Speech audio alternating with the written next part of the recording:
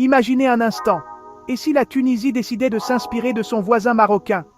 Cette question, autrefois taboue, s'impose aujourd'hui dans les débats publics et privés. Entre Tunis et Rabat, la rivalité a toujours existé, mais la Tunisie traverse une crise profonde, inédite depuis des décennies. Économique, sociale, politique, le pays cherche désespérément un nouveau souffle. Désormais, certains regards se tournent vers l'ouest, admirant la trajectoire du Maroc. Le Maroc, sans révolution, a su attirer des milliards d'investissements et moderniser ses infrastructures à grande vitesse. Pendant ce temps, la Tunisie peine à sortir de l'ornière, paralysée par ses divisions et son instabilité chronique. Le modèle économique tunisien, basé sur le tourisme et le textile, ne suffit plus à répondre aux défis actuels. Le chômage des jeunes diplômés explose, l'économie informelle gangrène la société et l'exode des talents s'accélère. Face à ces difficultés, le modèle marocain apparaît comme une alternative crédible et inspirante. Il inspire l'idée de réformer l'État, relancer l'investissement et redonner confiance à la jeunesse. Bien sûr, il ne s'agit pas de copier-coller. La Tunisie est une république, le Maroc une monarchie. Mais ce sont les méthodes et stratégies marocaines qui intriguent et suscitent l'intérêt. Comment le Maroc a-t-il su garantir la stabilité, développer Tanger Med et faire du tourisme un moteur de croissance? Les décideurs tunisiens voient dans le succès marocain la preuve qu'un autre avenir est possible.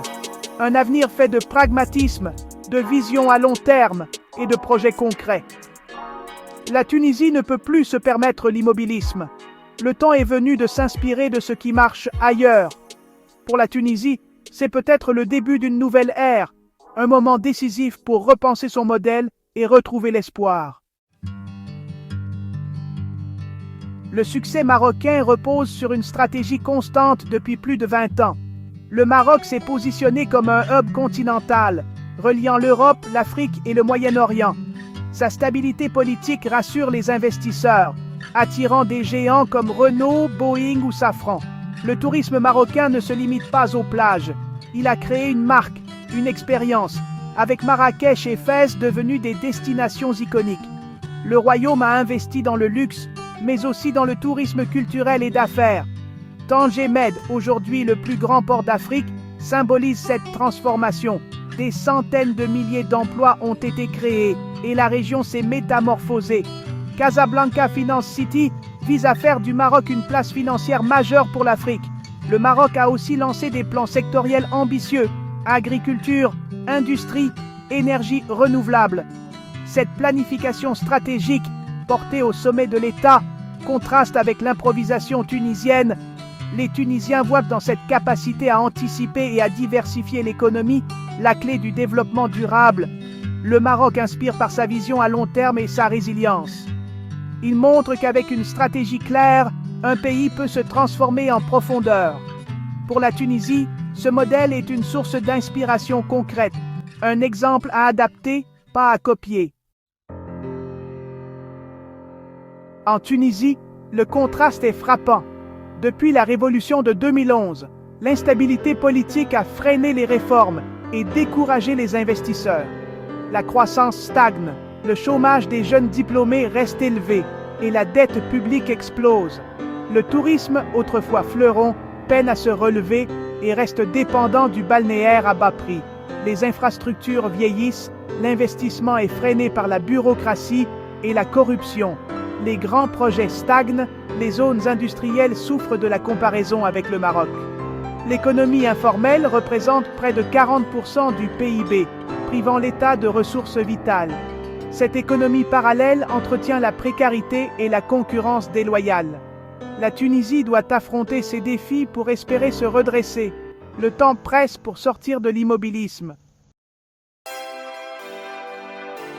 Le rêve d'un grand marché commun maghrébin s'est brisé sur les rivalités politiques. L'Union du Maghreb arabe, créée en 1989, est aujourd'hui une coquille vide. Le conflit du Sahara occidental bloque toute avancée. La frontière entre l'Algérie et le Maroc reste fermée. Cette situation coûte cher à toute la région, freinant la croissance et les échanges. La Tunisie, coincée entre l'Algérie et la Libye, doit jongler avec des équilibres délicats. Toute coopération avec le Maroc est scrutée par Alger, limitant la marge de manœuvre tunisienne. Pourtant, face à l'impasse régionale, l'idée d'une coopération bilatérale ou trilatérale progresse. L'axe Tunis-Rabat pourrait permettre des partenariats pragmatiques, loin des contentieux algéro-marocains. Il s'agirait de projets concrets, techniques, bénéfiques pour les deux pays. Pas une alliance politique, mais une dynamique économique positive.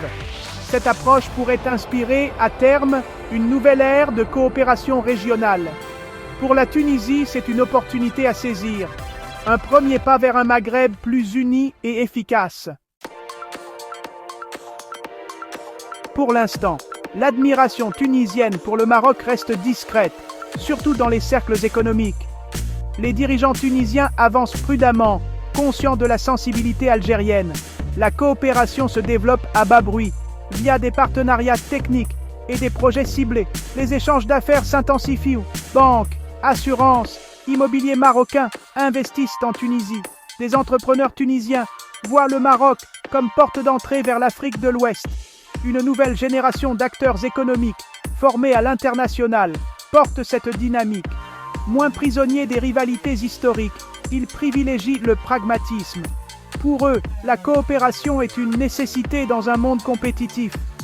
Les obstacles politiques subsistent, mais la prise de conscience grandit en Tunisie. S'inspirer du Maroc devient une évidence pour sortir de l'isolement. Le modèle marocain, par sa réussite, offre une voie à suivre, un espoir pour retrouver croissance et modernité. Une alliance économique Tunisie-Maroc est-elle possible? Au-delà des symboles, la question mérite d'être posée. Le mot « alliance » reste fort, mais un partenariat renforcé paraît réaliste, surtout face aux défis communs. Pour la Tunisie, s'inspirer du Maroc est peut-être une nécessité pour sortir de la crise, mais il s'agit d'adapter, non de copier. Cela exige volonté politique, vision à long terme et mobilisation nationale des deux côtés.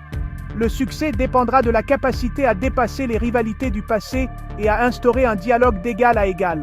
Le Maroc devra partager son expérience sans arrogance, la Tunisie devra affronter ses faiblesses, et ensemble, ils pourront bâtir un Maghreb plus prospère. Ce rapprochement, loin d'être une utopie, pourrait offrir à la Tunisie un nouvel élan, inspirer tout le Maghreb et ouvrir la voie à une coopération régionale renouvelée. En fin de compte, l'avenir du Maghreb dépendra de la capacité de ces nations à unir leurs forces, dépasser les clivages historiques et construire ensemble un avenir commun, plus stable et prospère pour tous.